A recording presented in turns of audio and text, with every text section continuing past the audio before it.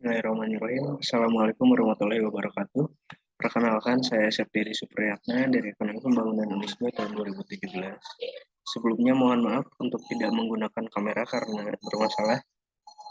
Baik, saya akan mempresentasikan hasil penelitian yang berjudul Pengaruh Tingkat Kemiskinan, Tingkat Pendidikan, dan Upah Minimum Provinsi terhadap peningkatan pendapatan per kapita di Indonesia tahun 2011 sampai tahun 2020. Kita ke latar belakang masalah. PDRB per kapita seringkali digunakan sebagai tolak ukur dalam menentukan kemakmuran dan kesejahteraan masyarakat di suatu negara, yang sekaligus memberikan banyak alternatif pada masyarakat dalam mengkonsumsi barang dan jasa. Bank Dunia telah mengkategorikan negara ke dalam 4 kategori berdasarkan pendapatan per kapita, yaitu low income, lower middle income, upper middle income, dan terakhir high income. Berdasarkan data PDRB per kapita yang diunggah oleh Badan Pusat Statistik pada tahun 2020, Indonesia termasuk ke dalam kategori lower middle income. Banyak sekali negara kesulitan untuk keluar dari fenomena ini.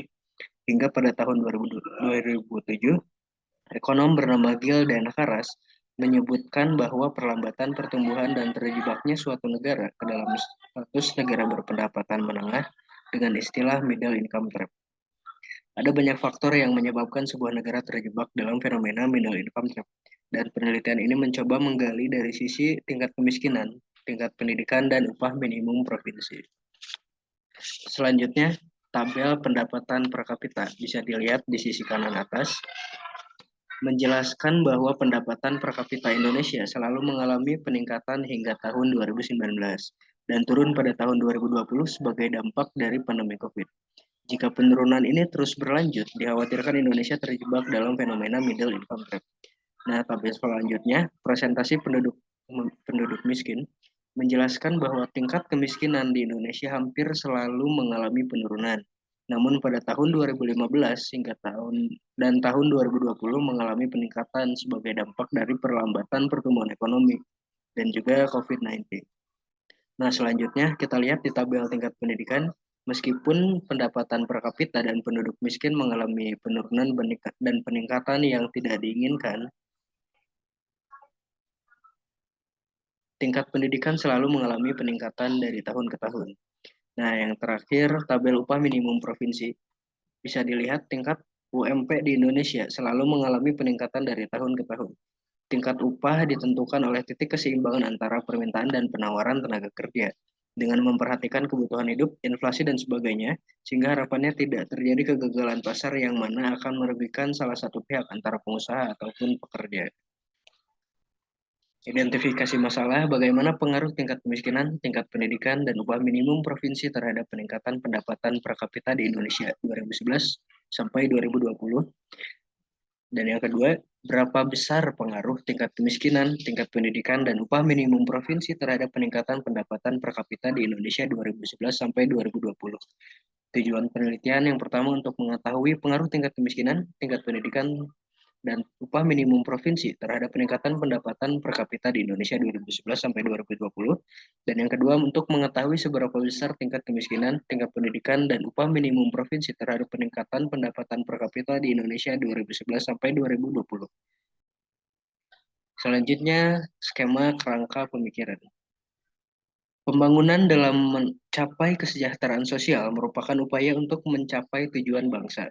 Dalam pelaksanaannya, pembangunan di negara berkembang umumnya memiliki berbagai tantangan seperti kemiskinan, pengangguran, hingga ketenaga kerjaan, dan sektor-sektor lainnya.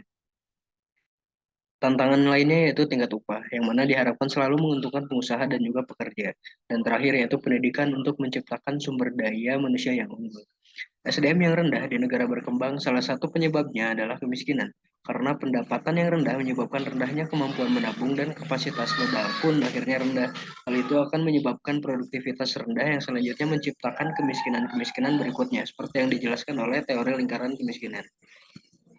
Dari sisi upah minimum provinsi, kita mencoba memasukkan teori upah efisiensi yang menyatakan bahwa membayar upah lebih tinggi mungkin akan menguntungkan perusahaan karena bisa meningkatkan efektivitas pekerja sehingga output barang dan jasa yang dihasilkan akan meningkat. Di sisi lain, ketika upah meningkat, daya beli juga ikut meningkat, yang juga akan mendorong permintaan barang dan jasa untuk meningkat.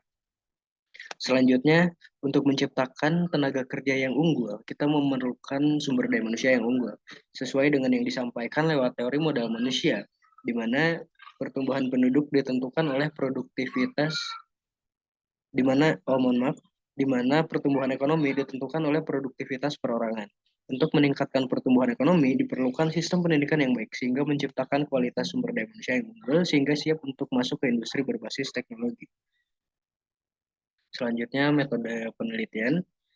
Metode penelitian yang digunakan adalah adalah kuantitatif dengan pendekatan deskriptif. Jenis dan sumber data menggunakan data sekunder yang diperoleh dari BPS, dan metode analisis data menggunakan metode analisis regresi data panel. Dengan hasil penelitian dengan menggunakan random effect model diperoleh hasil 0,887756 dari ketiga variabel.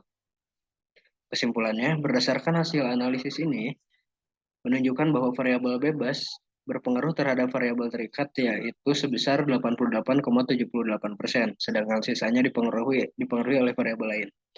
Dan saran dari saya, dari ke-34 provinsi di Indonesia, Provinsi Bali memiliki tingkat kemiskinan yang paling rendah. Dan diharapkan bagi pemerintah untuk dapat mengimplementasikan praktik yang serupa di provinsi lainnya, yakni berupa sektor pariwisata yang menjadi produk unggulan Provinsi Bali. Dalam segi pendidikan, diharapkan pemerintah mampu menciptakan suasana pendidikan yang nyaman. Selain itu, diharapkan pemerintah dapat meningkatkan taraf hidup tenaga pendidik. Dan kenaikan UMP diharapkan dapat sejalan dengan peningkatan kualitas SDM di Indonesia agar perusahaan dapat meningkatkan pendapatannya secara bersama-sama dengan para pekerja. Terima kasih.